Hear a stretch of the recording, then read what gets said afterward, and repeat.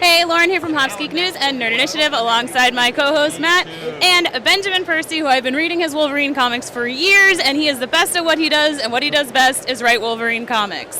So how has the con been going for you so far? Fantastic. I've been here twice before, and it, along with NYCC and SDCC, I mean, biggest games around. So much fun to be at Megacon. So obviously you do a lot of Wolverine. He's not as big of a Wolverine fan as I am, but he loves Predator. Get out of here. But you got me to read Predator. Yes, I got me to read the Predator Wolverine. And also, the Predator Wolverine is probably one of the gnarliest comics, and that was kind of got me more. And then it opened me up to Ultimate Wolverine to get me excited for. And all right, so it was your gateway drug. It was, I dabbled, and then there we go. Now we're here on to bigger other things. So, writing Wolverine for you, was that always your big goal? How did you get involved with writing Wolverine?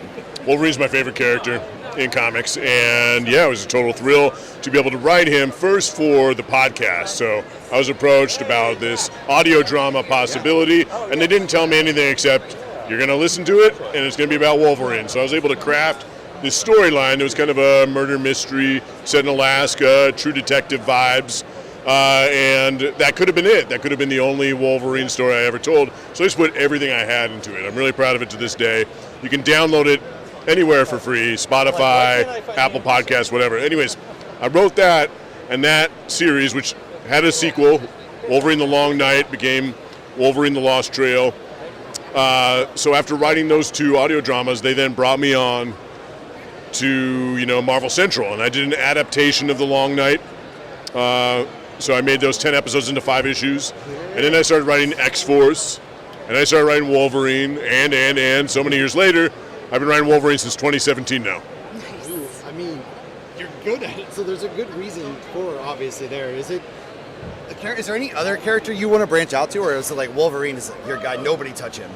Well, at this point, I've written upward of 200 issues involving Wolverine, plus all, those 20 hours of programming, audio programming. So I feel like I would stick around as long as possible. I feel so fortunate to, I've been a custodian of a character I love so much for this long.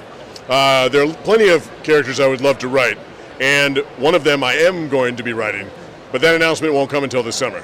Ooh, so stay tuned. Dun, dun, dun.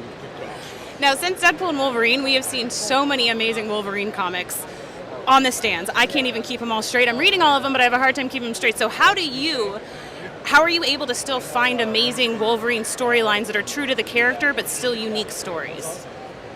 I have a wall next to my desk, and it's just an idea wall. And up there I have, novel outlines, I have TV pitches, I have feature film concepts. And every day I visit this wall and I just sort of sketch out stuff one thing at a time, building up just biographies of characters, or building up, action set pieces, or scares, or anyways, on this idea wall, there's a big Wolverine poster, and I'm just constantly adding to sort of this, my own sense of Wolverine's mythology, trying to put my own dent on that character. So I have so many more stories up on this wall than I will ever be able to write. But I'm glad they're continuing to let me keep going, including expanding the Wolverine mythos into, Helverine. Yes. Yes. I know Lauren's a big fan of that one as well, yes. So do you have anything upcoming that readers would be excited about outside of Helverine? Anything else to come? Yeah, that you can talk about. Yeah, this April, I think people will be excited to read Predator versus Spider-Man. Oh, you were talking about that one, yeah. As soon as that announcement dropped, I threw in our Discord and I was like, this book right here, nobody is touching it. I am covering this book. It's a lot of fun. I'm saying that from my own perspective, I had such a blast writing it. I think it's one of the better comics I've ever written. And, to give you a quick and dirty summary of it, I pitched this Yautja, if you're nerdy enough to know that's I know exactly. As soon as you species. wrote that into your mythos there with Predator, and he gets it right off the bat. I pitched this Yautja as the Leatherface of Yautja. So he's a predator without any code and any clan. And there's a heat wave in New York that results in a blackout. Yeah.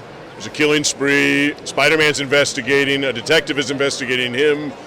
That's a really. It's a one crazy night scenario. I love that. It's kind of like a long hard. Yeah, I mean, this isn't your Danny Glover LA style. It has a little bit of that Predator 2 vibe.